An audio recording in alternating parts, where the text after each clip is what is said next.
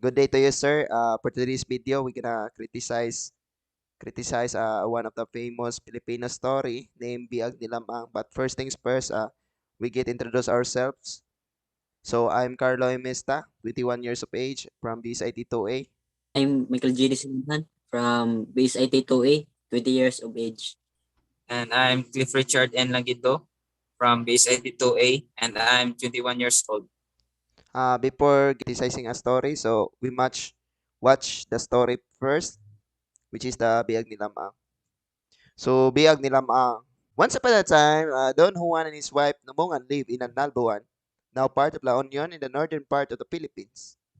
Don Juan left his wife and went to the mountain in order to punish a group of their Igorot enemies, but he didn't know that his wife is already pregnant. While he was away, his son Lam-ang was born. As soon as baby popped out, he spoke and asked what he would be given name Lam-ang. He also asked his mother where his father was. My son, mother Namongan, name me Lam-ang. Look, a newborn boy baby. Just smoke. It's a miracle. Mom, can I ask you something? Of course, my son. What is it? I want to see my dad. Where he is he? As I know, your father was a brave man. He tried to punish our enemies, the Igorots. So when will he come back? I don't know, my son. Tara. After 9 months, Lam-ang decided he would go and look for his father. During his exhausting journey, he decided to rest for a while. He fell asleep and had a dream about his father head being stuck on a pool by the Igorot. Lam-ang was furious when he learned what happened to his father. He rushed to their village and killed them all, except for one whom he let do so, and could tell other people about Lam-ang's greatness. You, I want to stay alive and spread my story. How strong and powerful Lam-ang is. Yes, I'll do. Upon returning to Nambuan in triumph, he was fought by women in the Amburayan River. All fish died because of the dirt and odor from Lam-ang's body. There was a young woman named Inis Kanuyan whom Lam-ang wanted to. He brought along his rooster and brave dog to visit her. On the way, Lam-ang met his enemy Sumarang, another suitor of Inis. You, Lam-ang, I challenge you in a battle. The winner will get the heart of Inis. I accept your challenge. Pew pew pew! Lam-ang defeated Sumarang in one strike. Lam-ang found the house of Inis surrounded by many suitors, all of whom were trying to catch her attention. He had his rooster crow, which caused a nearby house to fall. This made Inis look out. He had his dog bark, and in an instant, the fallen house rose up. Will it you marry with a proper dowry? I promise. When Inis and I get married, that will happen. The biggest day of Lam-ang and Inis happened on their wedding day. So it was a tradition that a newly married man will swim in the river to get the rarang fish. Unfortunately, Lam-ang dived straight into the mouth of water monster Berkakan. Oh no, my husband is eaten by Berkakan. Inis with her. I'll be back. I'll get Lam-ang. Marcos opened the stomach of the water monster of Berkakan. He get Lam-ang's bone, which Ines covered with a paste of cloth. His rooster crowd with his dog bark, and slowly the bone started to move.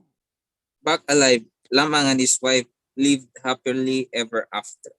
So since we are done watching the story of Biag ni Lam-ang, so now we're gonna criticize the story entitled of what we are watching, which is the Biag ni Lam-ang.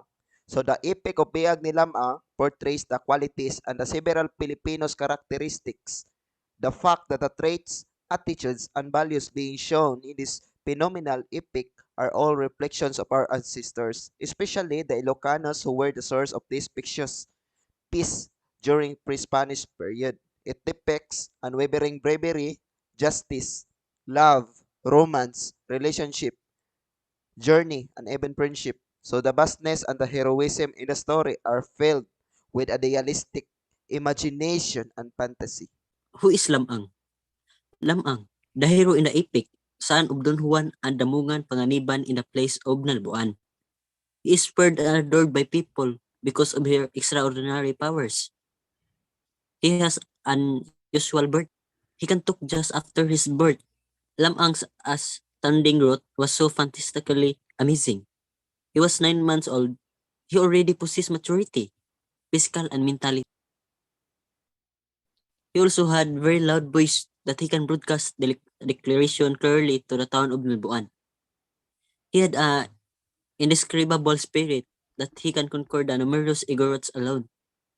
Lamang's bravery was being shown to the town people of Kalanutian and Nalbuan as he tried to get the shellfish.